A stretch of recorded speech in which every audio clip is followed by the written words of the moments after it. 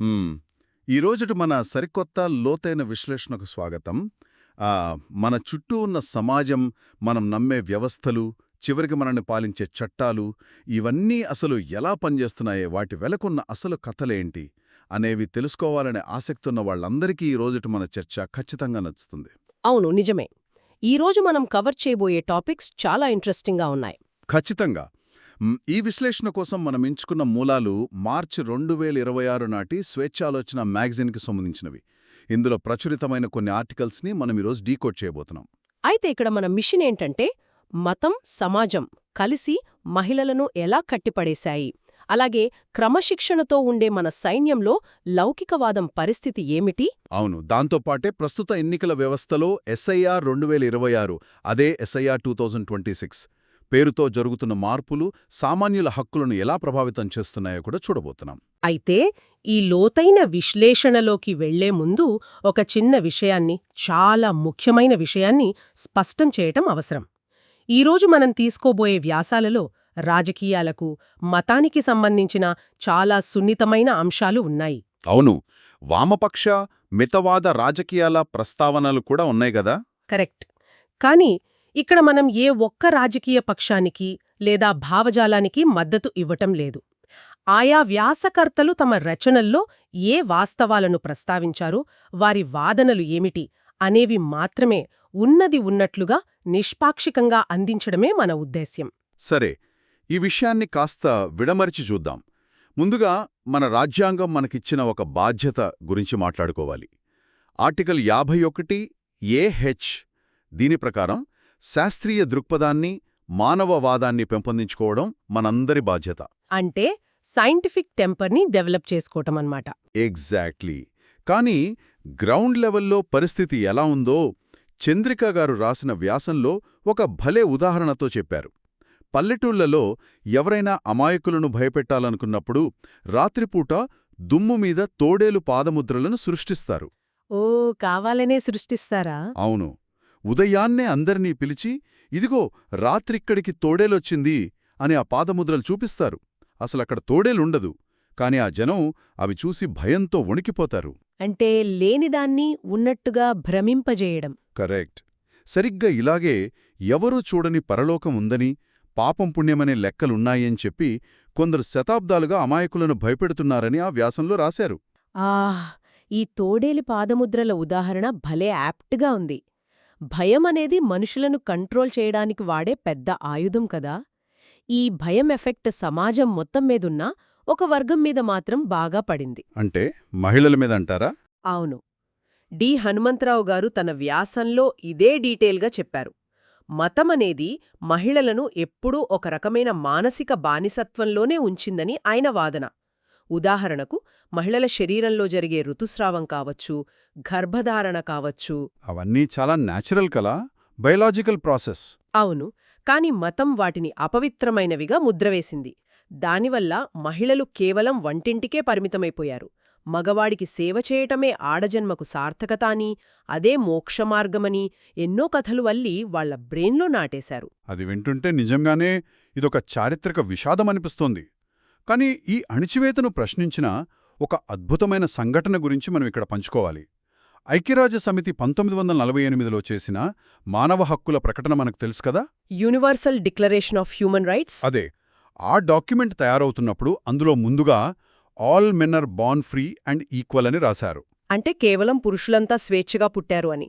అవును. అది చూసి అప్పటి కమిటీలో ఉన్న భారత ప్రతినిధి హంసా మెహతా దాన్ని తీవ్రంగా అభ్యంకరపెట్టారు. కేవలం మగవాళ్లు మాత్రమేనా, మహిళలు మనుషులు కాదా అని గట్టిగా అడిగారు. వావ్, ఆవిడప్పుడే అంత గట్టిగా నిలబడ్డారన్నమాట. అవును. ఆవిడ పట్టుబట్టి ఆ వాక్యాన్ని all human beings are born free and ఈక్వల్గా మార్పించారు. కేవలం ఒకే ఒక పదం మార్పు, కానీ అది ప్రపంచవ్యాప్తంగా ఉన్న మహిళలందరికీ దక్కిన చారిత్రక విజయం. దీన్ని మనం విస్తృత కోణంలో పరిశీలిస్తే, హంసా మెహతా గారిలాంటి వాళ్లు ఆ రోజలా నిలబడ్డారు కాబట్టే ఈరోజు హక్కుల గురించి మనం మాట్లాడుకోగలుగుతున్నాం. అయితే సమాజాల్లో నిజమైన మార్పు రావాలంటే అది తల్లుల చేతుల్లోనే ఉందనేది మరొక ఇంట్రెస్టింగ్ పాయింట్. అంటే పెంపకంలో అంటారా? ఖచ్చితంగా.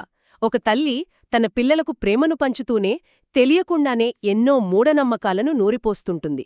అలా కాకుండా ఒక తల్లికి సైంటిఫిక్ టెంపరుంటే ఆ పిల్లలు గుడ్డిగా దేన్ని నమ్మరు, ప్రశ్నించడం నేర్చుకుంటారు. ఆ ఆలోచనా విప్లవం సమాజాన్ని మారుస్తుంది. ఈ ఆలోచనా విప్లవం గురించి మాట్లాడుతుంటే 18వ శతాబ్దానికి చెందిన మేరీ వోల్స్టోన్క్రాఫ్ట్ గురించి మనం మాట్లాడుకోవాలి. బి సాంబశివరావు గారు రాసిన వ్యాసంలో ఆవిడ గురించి భలే చెప్పారు. ఆవిడ తొలి ఫెమినిస్టు కదా? అవును, ఇక్కడే అసలు ఆసక్తికరమైన విషయం దాగి ఉంది. ఆ కాలంలో మహిళల హక్కుల గురించి మాట్లాడినందుకు అప్పటి పితృస్వామ్య సమాజం ఆవిడ్ని ఏమని తిట్టిందో తెలుసా? ఏమని? ఏకంగా పొట్టిదుస్తుల హైనా అని దారుణంగా అవమానించింది. హైనా? అదొక క్రూరమైన అడవి జంతువు కదా? ఒక మహిళ స్వేచ్ఛ గురించి మాట్లాడితే అలా పోల్చారంటే అప్పటి సమాజం ఎంతలా భయపడిందో అర్థం చేసుకోవచ్చు. నిజమే. కాని మేరీ వోల్స్టోన్క్రాఫ్ట్ ఏమాత్రం భయపడలేదు.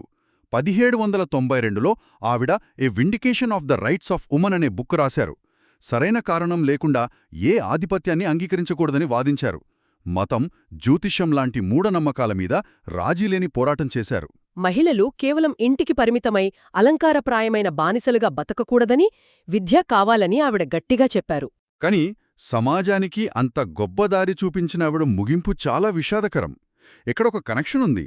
ప్రఖ్యాత సైన్స్ ఫిక్షన్ నవల ఫ్రాంకెన్స్టీన్ మనకు తెలుసు కదా? అవును, మేరీ షెల్లీ రాసిన నవల. ఆ మేరీ షెల్లీకి జన్మనిచ్చిందే ఈ మేరీ వోల్స్టోన్క్రాఫ్టే. కాని ఆ బిడ్డకు జన్మనిచ్చిన తరువాతే ఆవిడ చనిపోయారు.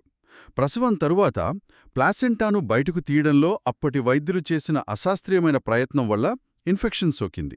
కేవలం 10 రోజుల నరకయాతన తరువాత ఆవిడ చనిపోయారు. అది నిజంగా బాధాకరం. కాని ఆవిడ నాటిన బీజాలు వృధాపోలేదు.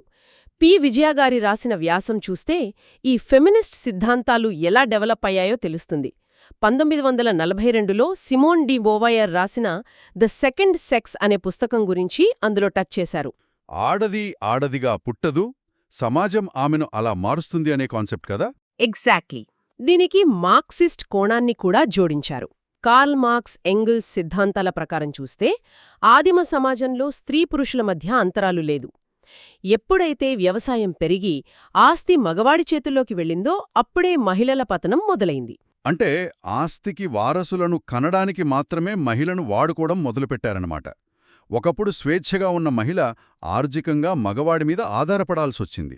కేవలం మతం మాత్రమే కాదు, ఈ ఆర్థిక అసమానతలు కూడా మహిళల స్వేచ్ఛను లాగేసుకున్నాయి. సరే, సమాజంలో స్వేచ్ఛను అణిచివేసే అంశాల గురించి మాట్లాడుకున్నాం. ఇప్పుడు మరో సెన్సిటివ్ టాపిక్ వైపు వెళ్దాం. అదే మన సైన్యం, అందులో లౌకికవాదం. ఇది ఒక ముఖ్యమైన ప్రశ్నను లేవనెత్తుతుంది. ఒకవైపు రాజ్యాంగం మనకు స్వేచ్ఛనిస్తోంది, మరోవైపు ఆర్మీలాంటి వ్యవస్థలకు కఠినమైన రూల్స్ ఉంటాయి. ఈ రెంటి మధ్య ఘర్షణ వచ్చినప్పుడు ఏం జరుగుతోందో డి హనుమంతరావు గారి మరో వ్యాసం చర్చిస్తోంది. ఇందులో ఒక నిజజీవిత ఉదంతముంది. శామ్యుల్ కమలేషన్ అనే సైనికాధికారి స్టోరీ వింటుంటే చాలా ఆశ్చర్యం వేస్తుంది. ఆయన ఒక ప్రొటెస్టెంట్ క్రిస్టియన్. 2017లో ఆయన ఒక సిక్కు మరియు జాట్ రెజిమెంటులో ట్రూప్ లీడర్గా ఉన్నారు. ఆయన వాళ్ల పండుగల్లో కూడా ఉత్సాహంగా పాల్గొనేవాళ్ళని వ్యాసంలో ఉంది కదా? అవును, దీపావళి, లోహిరి లాంటి వాటిలో పాల్గొనేవారు. వాళ్లతో కలిసి పగి కూడా కట్టుకునేవారు. అంతా బాగానే ఉంది. కాని ఆర్మీలో సర్వధర్మస్థల్ అనే ఒక ప్రార్థనా మంత్రం ఉంటుంది. అందులో అన్ని మతాల విగ్రహాలుంటాయి. సో అక్కడికి వెళ్లడానికి ఆయన ఒప్పుకోలేదా? అవును, తన మత విశ్వాసాలు విగ్రహారాధనను అంగీకరించవని, దయచేసి ఆ ఒక్క ప్రోగ్రాం నుంచి తనను మినహాయించాలని అడిగారు. దానికి వాళ్లు ఆయన్ని ఏకంగా జాబ్లోంచి తీసేశారు, కనీసం పెన్షన్ కూడా ఇవ్వకుండా. కేవలం విగ్రహారాధన చెయ్యనన్నందుకు అలా తీసేయడమనేది కఠినంగా అనిపిస్తుంది. కానీ ఇక్కడే మన చట్టాల మధ్య ఉన్న ఘర్షణను మనం అర్థం చేసుకోవాలి. ఆర్టికల్ 25 మనకు మత స్వేచ్ఛను ఇస్తుంది. కానీ ఆర్టికల్ 33 అని మరొకటుంది. అంటే ఆర్మీ వాళ్ల హక్కులను కంట్రోల్ చేసే ఆర్టికల్ కదా? అవును, సైనికుల ప్రాథమిక హక్కులను కంట్రోల్ చేసే లేదా పూర్తిగా రద్దు చేసే పవర్ పార్లమెంటుకు ఉంటుంది. ఎందుకంటే ఆర్మీలో క్రమశిక్షణే ముఖ్యం. శామ్యూల్ గారి కేసులో ఢిల్లీ హైకోర్టు, సుప్రీంకోర్టు కూడా ఇదే విషయాన్ని పాయింటౌట్ చేశాయి. చీఫ్ జస్టిస్ సూర్యకాంత్ గారి ధర్మాసనమిచ్చిన తీర్పు కదా? అవును. ఒక దళంలో సభ్యుడుగా ఉంటూ సహచరుల మత విశ్వాసాలను ఒక వేదిక మీద గౌరవించడానికి నిరాకరించిన వ్యక్తి సైన్యంలో కొనసాగడానికి అనర్హుడు అని కోర్టు తేల్చి చెప్పింది. యుద్ధ విన్యాసాల్లో ఆయన సేవలు అద్భుతంగా ఉన్నా సరే ఈ క్రమశిక్షణ రాహిత్యానికి పెన్షన్ లేకుండా తొలగించడం కరెక్టే అంది. లీగల్గా చూస్తే కోర్టు చెప్పింది కరెక్టే అనొచ్చు. కాని వ్యాసకర్త ఇక్కడ ఒక వ్యాలిడ్ పాయింట్ తీశారు. ఒక సాధారణ అధికారిని అంత కఠినంగా శిక్షించినప్పుడు పై స్థాయిలో ఉన్నవారి పరిస్థితి ఏంటి అని. అంటే పెద్ద ఆఫీసర్ల గురించి మాట్లాడుతున్నారా? జ్యోతిర్లింగ దర్శనాలు చేయడం సోషల్ మీడియాలో చూశాం కదా.